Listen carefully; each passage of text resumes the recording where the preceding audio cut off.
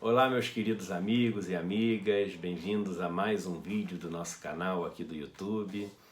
A todos vocês que ontem estiveram comigo em Porto Alegre, um abraço já saudoso. Foi muito gostoso ter essa oportunidade de estar com vocês ontem. E foi bacana também, meio que em cima da hora, a gente ter conseguido fazer a transmissão ao vivo aqui pelo nosso canal do YouTube. Eu nunca tinha feito uma transmissão ao vivo pelo celular no YouTube. E acho que dentro, né, do fato de ser uma experiência nova, considerando o fato de ser uma experiência nova, eu acho que tudo saiu bem e foi uma oportunidade de fazer com que várias pessoas que têm me pedido para visitar a sua cidade, para poder assistir uma palestra,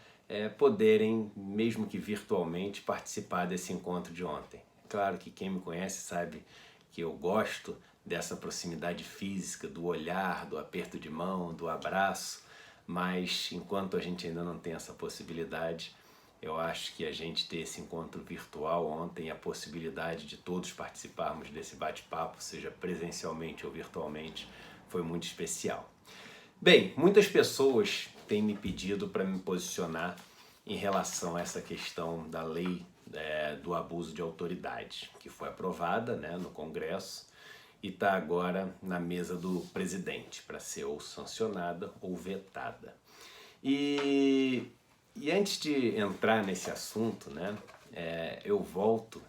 a uma questão que eu já comentei várias vezes, meus alunos sabem que eu falo muito sobre isso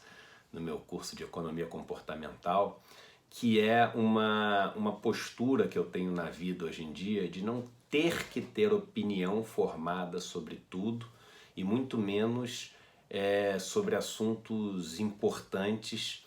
que muitas vezes acabam sendo colocados na mesa de uma forma muito simplista e simplória, fazendo com que as pessoas acabem tendo que se posicionar com sim ou não, com sou a favor ou sou contra, com é bom ou é ruim, e fazendo com que boas oportunidades de discussão sejam perdidas nesse abismo que existe entre um sim e um não, né? Nesse oceano de possibilidades que existem nessas discussões que acabam se tornando extremamente rasas e jogadas para a plateia, né? Então essa é mais uma dessas discussões em que a opinião pública acaba interferindo muito no processo de elaboração e de formação de julgamento das pessoas que têm a caneta da mão para decidir. E eu posso me dar o privilégio de me afastar um pouco dessa necessidade de responder à opinião pública por ter essa minha independência, né? E essa independência que eu não coloco aqui como algo que é maior ou melhor do que as pessoas que têm a caneta da mão e muitas vezes, apesar de terem sim um alto grau de independência, tem também seus vínculos, tem suas limitações, tem as suas necessidades de dar satisfação ao seu partido, aos seus eleitores, aos seus seguidores, etc. E isso não é nenhum desmérito, nem nada que os torne menor, né? Só um fardo do cargo, né? Mas tendo essa possibilidade de olhar de longe e não tendo a necessidade de ter que dar um sim ou um não, ou um voto sobre a questão, eu achei interessante vir até vocês e falar um pouco sobre o tema, né? Eu vejo vários políticos que eu admiro bastante, que são pessoas que hoje eu já considero amigas, que têm se posicionado no sentido de pedir que o presidente vete essa lei do abuso de autoridade, e o argumento é o argumento que essa lei de abuso de autoridade prejudicaria o combate à corrupção que tem sido feito no Brasil. E é um bom ponto, é um bom argumento, é um ponto que eu respeito e eu acho que realmente a gente deve ter essa preocupação, que essa preocupação de saber se essa lei de abuso da autoridade que foi aprovada realmente prejudica e o quanto prejudica essa questão do combate à corrupção tão necessária no Brasil. Vocês sabem que eu costumo falar que a corrupção não é o maior problema do país, né? A desigualdade é o maior problema do país, mas imediatamente eu sempre falo que isso não quer dizer que a corrupção não deva ser combatida com todo o empenho, com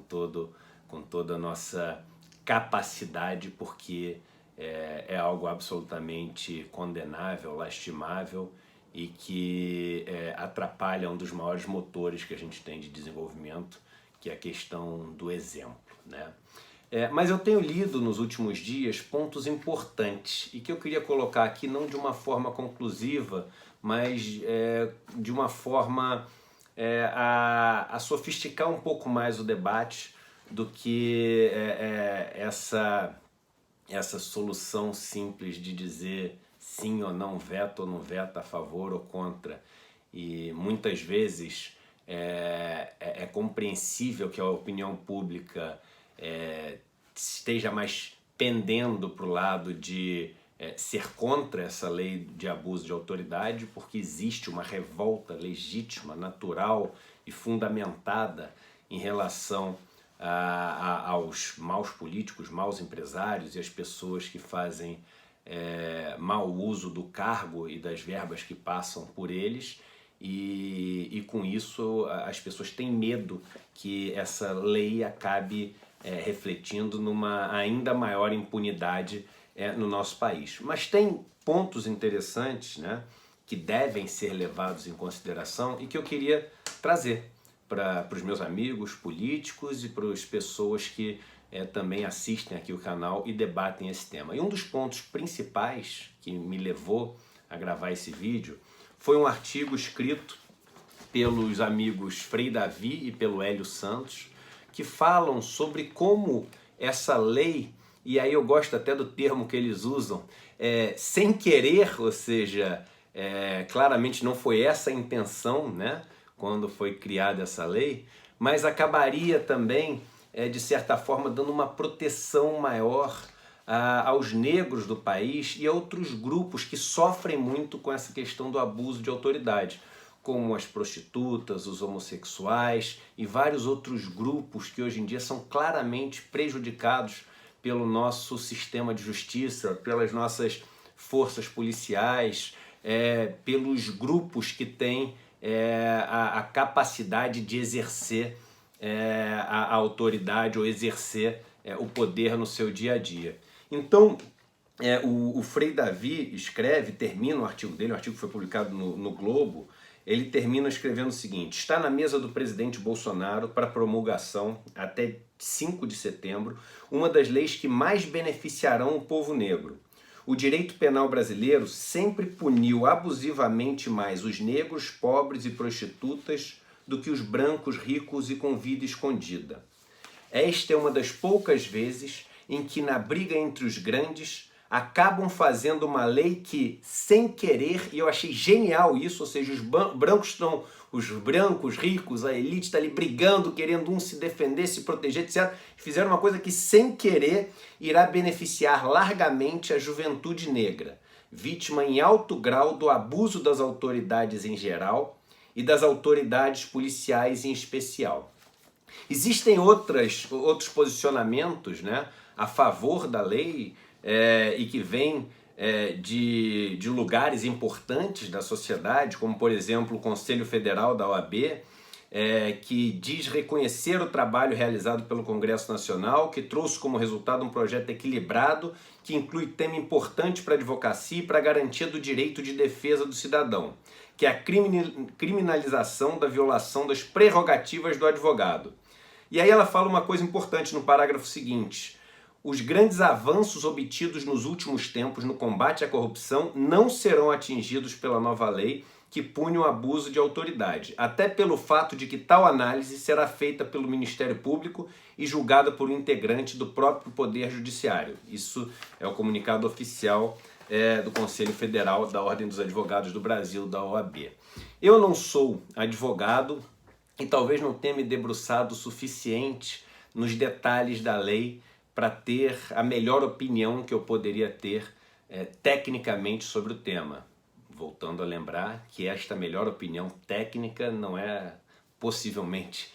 tão boa assim pelo fato de eu não ser um advogado. Mas a ideia de gravar o vídeo é só trazer as pessoas para essa discussão. Ou seja, quando a gente manifesta essa opinião legítima, essa vontade legítima de que uma lei como essa não diminua o combate à impunidade, e eu estou do lado de quem também não quer que venha algo novo que dificulte o combate à impunidade, não vamos nos esquecer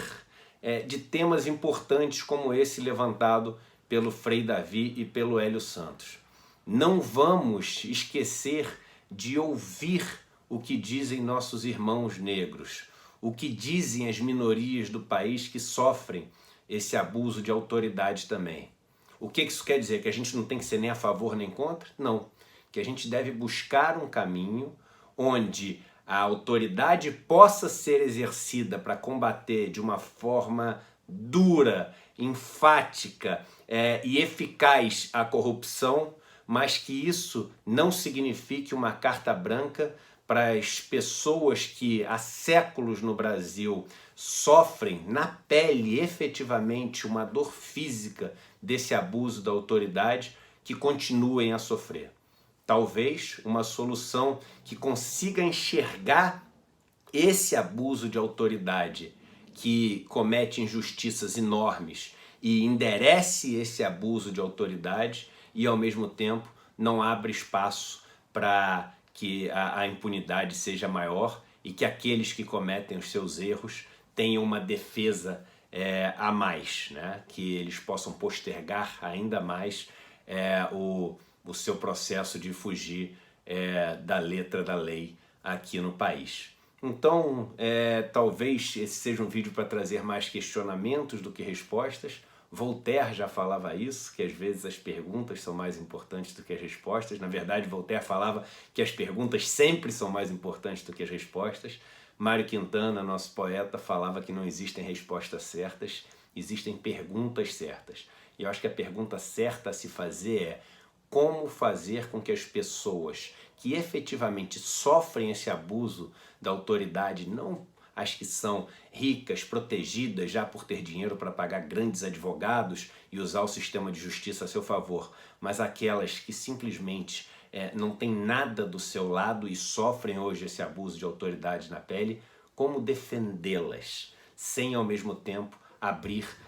um flanco aí para fazer com que a impunidade no país seja ainda maior. É essa pergunta, é esse o questionamento e é esse o tema que eu acho que deve ser incluído nesse debate tão importante. Um abraço para vocês e até o próximo vídeo.